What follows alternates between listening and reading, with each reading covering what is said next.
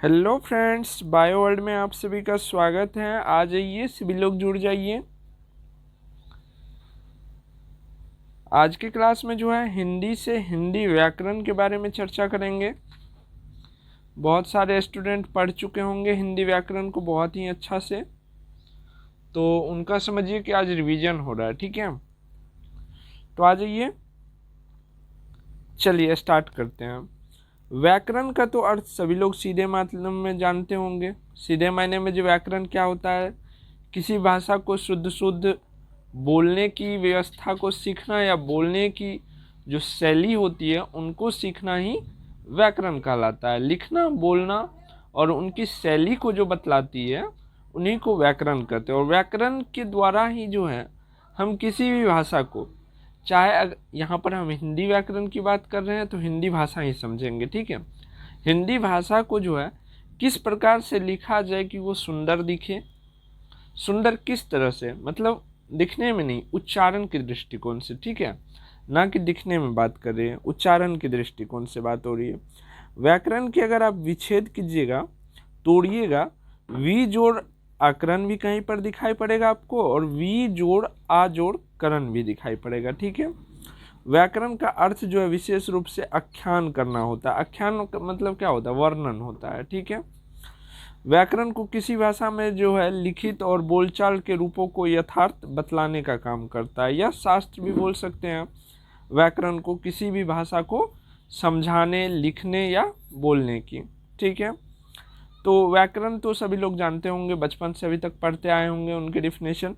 तो हम आगे बढ़ते। ठीक है, मनुष्य को अपने भाव विचार को व्यक्त करने के लिए जो है किसकी आवश्यकता होती है, भाषा की आवश्यकता होती है। हमें भाषा की आवश्यकता होती है अपने भावना को व्यक्त करने के लिए या कुछ बोलने के लिए। ठीक है, और भाषा की सबसे छोटी इकाई को हम क्या बोलते हैं, ध्वनि या वर्ण कहते हैं। यहाँ से आपका क्वेश्चंस जो पूछा जाएगा वो स्टार्ट हो चुका है। ठीक है, भाषा की सबसे छोटी इकाई को क्या बोलते हैं, ध्वनि या वर्ण बोलते हैं। ठीक है, चलिए आगे बढ़िए। आगे कहा जा सकता है आप लोगों से कि वर्णमाला में कितनी संख्या होती है, किसकी, वर्णों की, या कुल अक्षर कितने होते हैं हिंदी वर्णमाला में। तो आप लोगों को याद होनी चाहिए, याद रहनी चाहिए और होगी भी। ठीक है, हिंदी वर्णमाला में जो है उच्चारण के आधार पर वर्णों की संख्या कितनी है, 45 है। लेकिन जबकि वर्णमाला में कुल अक्षर जो है कितने होती है, 52 होती है। ठीक है, कितनी होती है, 52 होती है। और हिंदी जो है किस लिपि में लिखी जाती है, देवनागरी लिपि में लिखी जाती है। तो क्या हो जाएगा, यह देवनागरी लिपि का क्या हो जाएगा, वर्णमाला हो जाएगा, क्योंकि हिंदी किस लिपि में लिखी जाती है, देवनागरी लिपि में लिखी जाती है। एग्जाम में जो है लिपि आप लोगों से बराबर पूछा जाता होगा। ठीक है, तो वहाँ पर डालते होंगे या सर बोलते होंगे कि हिंदी लिखिए। अगर हिंदी है तो वहाँ पर देवनागरी लिपि लिखिए, अगर देवनागरी लिपि के बारे में पूछा जा रहा है तो। ठीक ना, तो ये हो गया आपका वर्णमाला। देख सकते हैं ओ आ हर्षई सारे आप पढ़ करके देख सकते हैं, ये क्या है, आपकी वर्णमाला है। चलिए, वर्णमाला में जो है आप लोगों को ये याद रखना है कि हिंदी वर्णमाला में वर्णों की संख्या कितनी होती है, 45 होती है। वर्णों की संख्या याद रखना। अभी यहाँ पर ध्यान से पढ़ते जाइए क्योंकि लास्ट में हम क्वेश्चन करवाने वाले हैं। तो क्वेश्चन इसी से रहेगी, जितना पढ़ाएंगे इसी से क्वेश्चन रहेगी लास्ट में। तो सभी क्वेश्चन का आपको आंसर भी करना है। ठीक है, तो अभी ध्यान से पूरी अच्छी तरह से बातचीत छोड़ करके ध्यान से पढ़िए। ठीक ना, चलिए अब जो है व्यंजन वर्ण, स्वर वर्ण और भी वर्ण होते हैं, उनके बारे में हम जानते हैं क्योंकि यहाँ से भी क्वेश्चन बराबर उठती है। तो स्वर वर्ण सभी लोग जानते होंगे कि स्वतंत्र रूप से बोले जाने वाले वर्ण को क्या बोलते हैं, हम स्वर वर्ण बोलते हैं या स्वर बोलते हैं। जिसमें कौन कौन आते हैं, ओ आ हर्षई दीर्घई हर्षऊ दीर्घऊ री ए ऐ ओ औ अंक अ। ठीक है, तो अंक और अ को विशेष ध्यान ये रखना है कि अंक जो है वो अनुस्वर है और अ जो है क्या है, विसर्ग है। तो इन दोनों को ध्यान रखिए थोड़ा सा।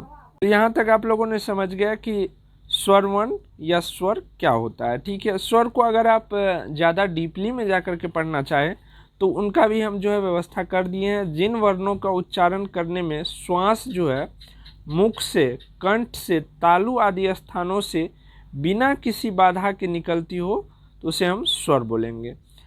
श्वास जो है मुख से, कंठ से और तालु से स्वर के उच्चारण में निकलती है बिना किसी बाधा के, तो उस शब्द को या उस वर्ण को हम क्या बोलेंगे? स्वर वर्ण बोलेंगे। चलिए आगे व्यंजन के बारे में जानते हैं। व्यंजन से भी पूछा जाता है, ठीक है। व्यंजन को हम बोल सकते हैं सीधी सी आमतौर पर जहाँ डिफिनेशन होती है, जो आप लोग अभी तक जान चुके होंगे या जानते आ रहे होंगे, कि जिन ध्वनियों के उच्चारण में स्वर की सहायता ली जाती है उसे क्या बोलते हैं? हम व्यंजन बोलते हैं। स्वर की सहायता से बोले जाने वाली वर्ण को क्या बोलते हैं? व्यंजन वर्ण बोलते हैं, ठीक है। अगर इसको डीपली जाकर के आप समझना चाहे तो आप समझ सकते हैं, ऊपर में उनकी व्यवस्था भी कर दिए हैं। जिन वर्णों का उच्चारण करते समय श्वास मुख के, कंठ, तालु आदि स्थानों से अबाध गति से नहीं निकलती हो, बल्कि उसमें अवरोध उत्पन्न होता है। स्वर में क्या हो रहा था? बिना किसी बाधा के निकल रहा था, तो व्यंजन में क्या होगा? बाधा के साथ निकलेगा। अगर बाधा के साथ नहीं निकलता तो ये भी स्वर हो जाता, लेकिन यहाँ पर बाधा के साथ निकल रहा है, तो इसलिए इनको व्यंजन बोला जा रहा है, क्योंकि ये जो है स्वर की सहायता से बोले जाने वाली वर्ण है, ठीक है। इनमें कौन कौन आते हैं ये भी याद रखना है। कवर्ग, चौवर्ग, टोवर्ग, तोवर्ग, पोवर्ग। कितने आते हैं? 1 2 3 4 5, 5 वर्ग आते हैं, ठीक है। कवर्ग, चौवर्ग, टोवर्ग, तोवर्ग और पोवर्ग। तो अब इनमें ये याद रखना है कि कोवर्ग के जितने भी आते हैं, को, खो, गो, घो, अण, ये क्या है?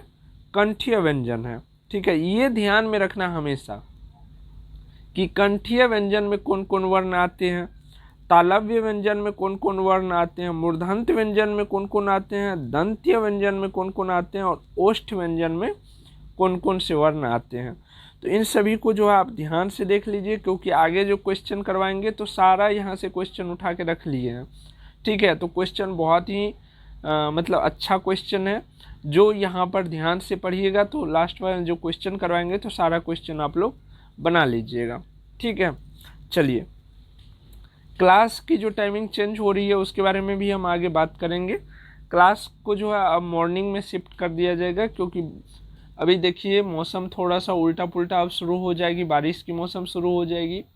बारिश के मौसम में यूट्यूब पे जितने भी स्टूडेंट हैं सब ऑफ कोर्स सभी लोग जानते होंगे कि गांव से बिलोंग करने वाले स्टूडेंट हैं, जिनके पास जिनके फैमिली अच्छे खासे नहीं है, बाहर जा कर के नहीं पढ़ सकते, या कुछ स्टूडेंट के साथ परेशानी होती है जो बाहर नहीं रह सकते या बाहर नहीं जा सकते हैं। तो इन सभी स्टूडेंट जो है लगभग स्टूडेंट गांव से बिलोंग करते हैं, तो उनको जो है अब बारिश के टाइम में, रात्रि के समय में क्या होगा, अक्सर बारिश आ जाएगी, आंधी तूफान आ जाएगी। जैसे अभी का मौसम देखिए, कितने जगह जो है बारिश हो रही है। अभी तो हमारे घर के आसपास बारिश हो रही है, यहाँ पर आंधी तूफान भी चल रहा है थोड़े बहुत, और बारिश भी थोड़ी थोड़ी हो रही है। तो बताइए तो कहाँ कहाँ हो रही है ऐसा? तो ये चीज़ देखने को मिलेगा, ठीक है। इसीलिए जो है सुबह में 10 बजे क्लास की टाइम कर दी गई है। नेक्स्ट डे से जो आप लोगों की क्लास होगी सुबह में 10 बजे क्लास होगी, ठीक है। सिलेबस जो है आप लोगों का वही रहेगा, शेड्यूल जो क्लास का है वही रहेगा, बस टाइमिंग चेंज रहेगा सुबह में 10 बजे। और हाँ, थोड़ा सा जो है आपका शेड्यूल में चेंजिंग होगा कि जहाँ पर फिजिक्स केमिस्ट्री की हो रही थी, अभी हम लोग बायोलॉजी को मिल करके कंप्लीट कर लेते हैं। सप्ताह में अब 3 दिन बायोलॉजी की क्लास होगी, ठीक है। तो पहले हम लोग बायोलॉजी को कंप्लीट कर लेते हैं, उसके बाद जो है फिजिक्स और केमिस्ट्री को देख लेंगे बारी बारी से। तो चलिए आगे बढ़ें। चलिए, अभी जो आप लोगों को पढ़ाए थे अंतस्थ व्यंजन, यहाँ पर देख लीजिए। यहाँ पर जो था कंठ व्यंजन, तालव्य व्यंजन, मूर्धन्य व्यंजन, दंत्य व्यंजन, ओष्ठ व्यंजन, इनके बारे में थोड़ा डीपली से जानते हैं, ठीक है। इनके बारे में सभी लोग रट लिए होंगे, अच्छी बात है, रट भी लिए तो भी क्वेश्चन बन जाएगी, लेकिन समझ लीजिएगा तो आप कभी समझाना भी पड़े तो समझा सकते हैं आसानी से। अंतस्थ व्यंजन किसे बोलेंगे?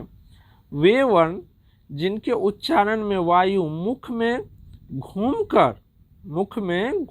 बाहर निकलती हो, अंतस्थ व्यंजन कहलाते हैं। ये कितने होते हैं? 4 होते हैं, ठीक है। यो, रो, लो, वो, ये याद रखिएगा। अंतस्थ व्यंजन कौन कौन है? यो, रो, लो, वो, कुल कितने हैं? 4 हैं, ठीक है। और अंतस्थ व्यंजन में होता क्या है? वायु मुख में घूम करके बाहर निकलती है, ठीक है। चलिए उष्म व्यंजन का क्वेश्चन आप लोगों से बराबर पूछा जाता होगा या बराबर आप लोगों देखते होंगे उष्म व्यंजन का क्वेश्चन। तो उष्म व्यंजन क्या है ये जानिए। वे वर्ण जिनके उच्चारण में वायु घर्षण करती है, उष्मा जो है घर्षण से भी उत्पन्न होती है।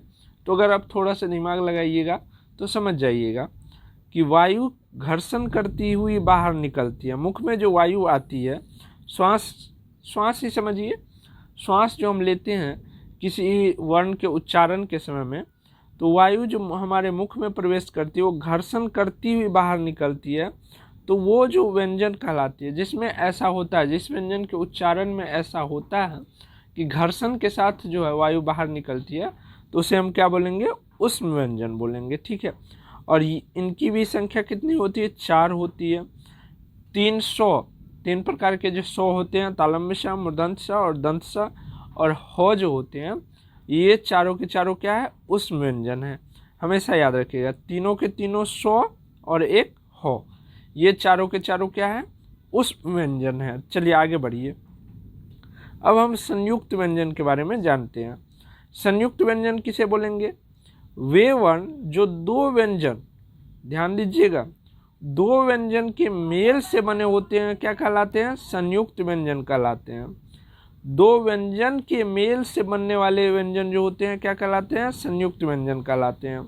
और इनकी संख्या भी कितनी है, 4 है। अभी तक जितने भी हम पढ़े, अंतस्थ व्यंजन, उष्म व्यंजन, संयुक्त व्यंजन, इसकी संख्या कितनी है, तीनों की 4 ही है। संख्या में वृद्धि अभी तक नहीं हुई है। तो अंतस्थ व्यंजन देख लीजिए, अक्षो है, त्रो है, ज्ञो है, श्रो है।